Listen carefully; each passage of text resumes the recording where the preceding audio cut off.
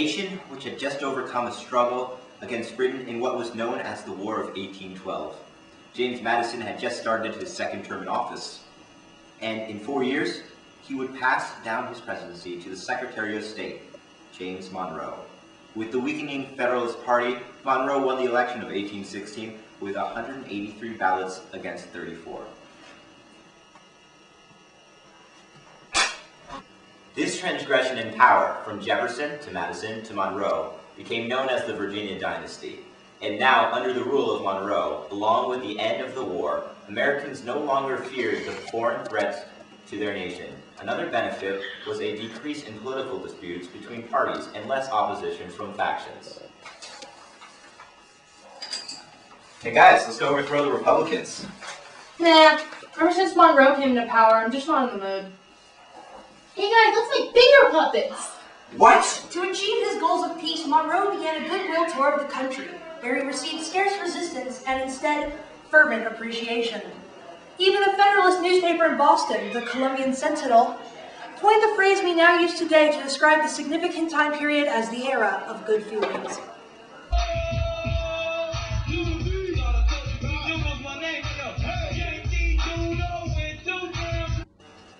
Monroe had decided to appoint John Quincy Adams as Secretary of State and Henry Clay as Secretary of War. However, Clay declined the offer. Therefore, Monroe appointed John C. Calhoun. Henry, I know this is a big responsibility. But do you want to be Secretary of War? I'm sorry, James, I just can't do that. Do you want to be Secretary of War? I'm game. John Quincy Adams had a vision of America, expansion, and he became in Florida. He began to work on territory negotiations in 1817 with the Spanish minister, Luis de Onís. However, the Seminole natives had begun to encroach upon American territories. From Florida's boundaries during these land arrangements, Andrew Jackson, in charge of the American troops along these borders, had been given permission by Calhoun to stop the Seminole raids at any means necessary.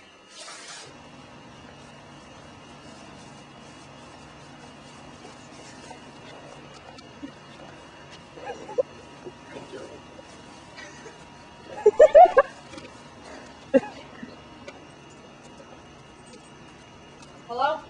Yo, J-Dog, get those Seminoles under control. You mean the Seminoles, sir? Whatever.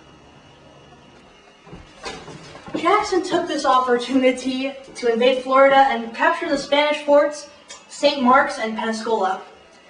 Now witnessing the force America possessed and hinted at using to take control of Florida, Onís gave them all Spanish land rights in the Adams-Onís Treaty of 1819.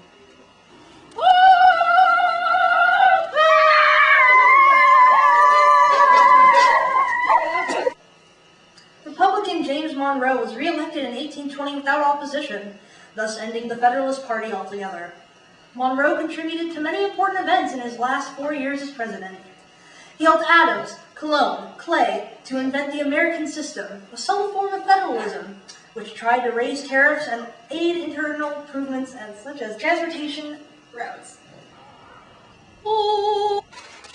He also created the Monroe Doctrine, which initially claimed that the Western Hemisphere could no longer be colonized by foreign countries, and that interference from Europe's nations would be considered a threat to national security. This helped to keep France and Spain from invading.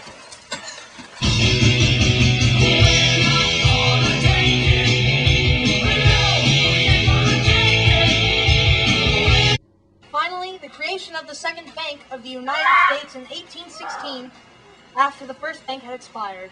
Unfortunately, this second bank brought unease to Americans, as it had grown infamous for its frauds and corruption. However, America was just about to face its new problem, the Panic of 1819. After the War of 1812, Europe soon developed a high demand for American produce, thus allowing farmers to raise their prices on goods. I wanna change my flowers. This sudden increase in crop value inspired a massive land grab in the West, elevating the price of real estate due to easy crediting from state banks and governments.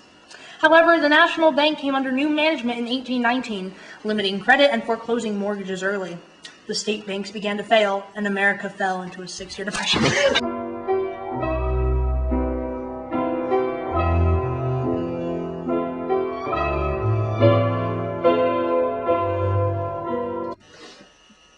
Luckily, Monroe helped to revitalize the nation's economy with the Land Act of 1820, refusing the purchase of land using U.S. credit, and the Relief Act of 1821,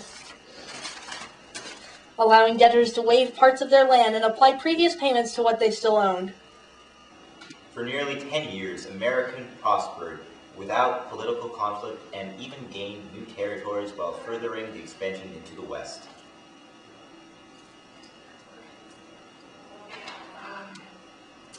Under the patriotic leadership of James Monroe and the courageous efforts of John Quincy Adams, it's no wonder that their time was called the era of good feelings. I'm Gary Schneebler.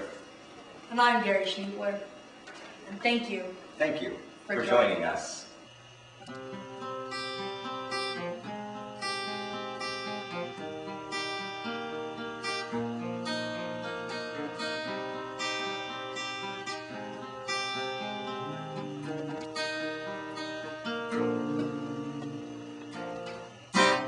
Monroe brought political peace and the Federalists left town.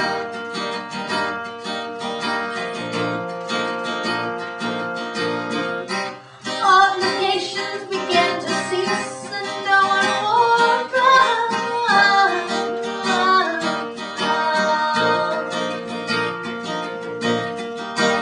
era of good feelings, expansion of the economy, trade in the West, and creation of new states.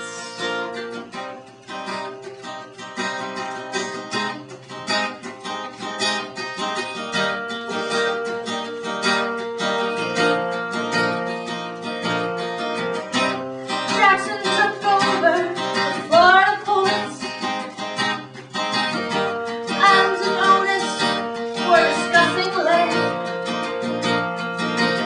Seminoles were killed by his goals. Otis put the state in America's hands. Era of good feeling, expansion of the economy, trade in the West, and creation of new states. Era of good feeling, expansion of the economy, trade in the West, and creation of new states.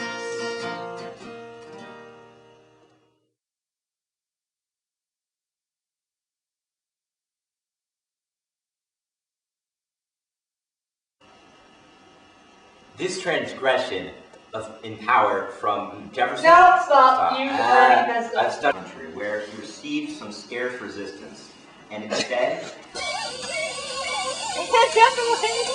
Hill, you can't say that. Are you joking me? First class, up in the sky, across the fast lane. Glamorous. Okay, definitely yourself on. This is stupid.